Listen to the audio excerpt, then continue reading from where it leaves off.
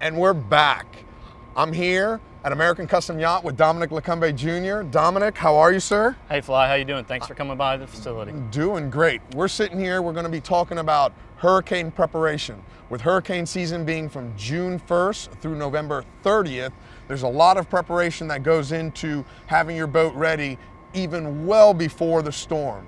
Now, information that's been provided to us by Lukantha Marine Insurance, they have said you have to have a hurricane plan in place even in the wintertime. So when it comes time to a storm coming up, you already have everything in place, knowing what you want to do with your boat. So what is the proper procedure that you guys follow here at American Custom Yacht? Well, the idea is to, when we realize that a hurricane or a storm has reached its 96-hour window upon landfall, we would start receiving our first calls and start generating our first reservation list. And at that time, we prefer you give us a little bit of time in the office to actually go over and gather some of the information we need to schedule a haul out for your vessel. Explain to me how you guys get the boats on that schedule. How do you have months in advance waiting list, or how do you guys normally do it? No, actually, upon that 96-hour window we talked about, we actually try and set up the lift reservations by the size of your vessel.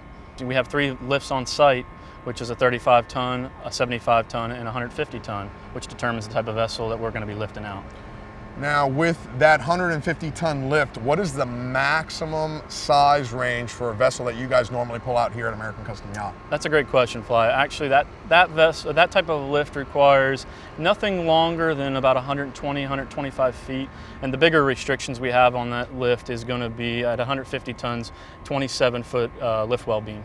Now, once you start lifting vessels out of the water, explain to me, you guys are right here on the St. Lucie River, and boats are lined up. And I'm sure as the storm approaches, people start getting a little antsy, they start getting a little mean.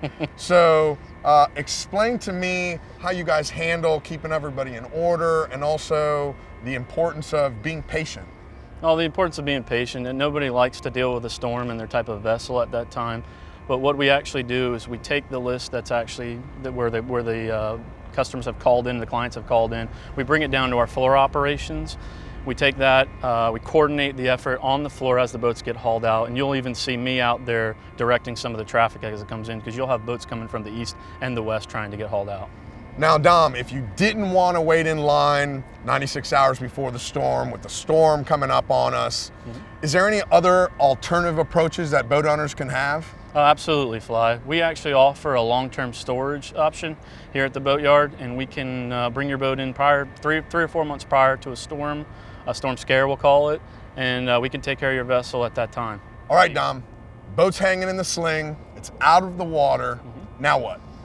Once we haul you out, we're actually not going to be pressure washing during a hurricane haul out. There's not enough time to get all the boats out. So we'll actually take the boat to its respective area where we're going to have placement for that boat to be set down on its blocks and jack stands. When you're getting ready to set the boat down, tell me the difference between a normal jack up of a boat and preparing it for a storm. Actually, during the storm preparation, we'll make sure all the jack stands have tension chains put between every one of the port and starboard jack stands.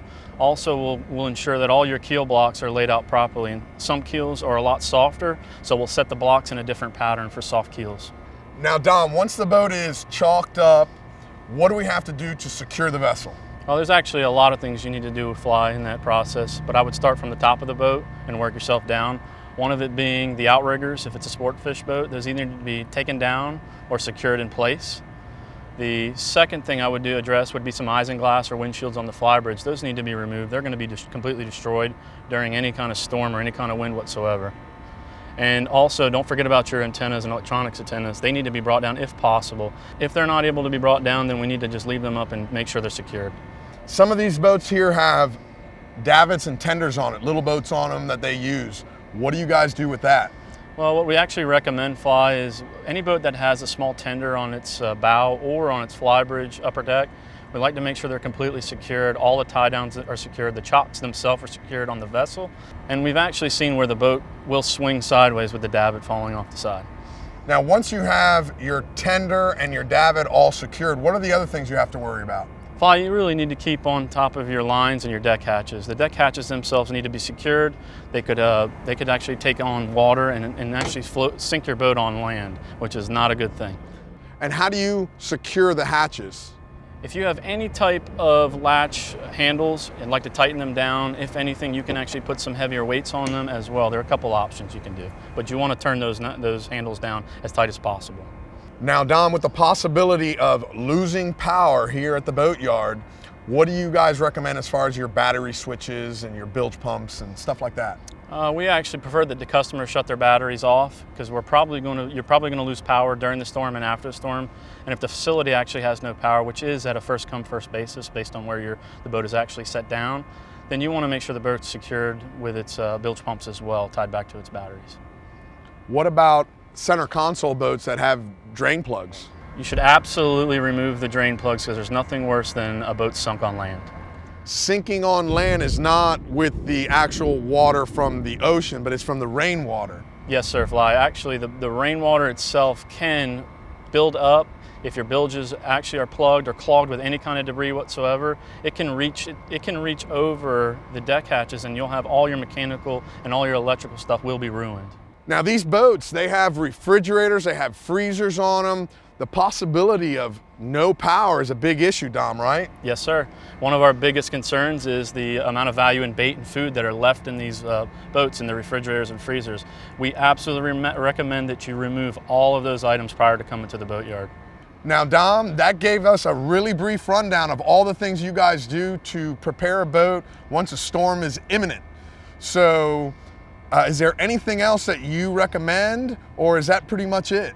Fly, I think that wraps up everything. The biggest thing is to be safe and plan ahead in all these types of storms and scares. Dom, thank you very much. Yes, sir. Appreciate it.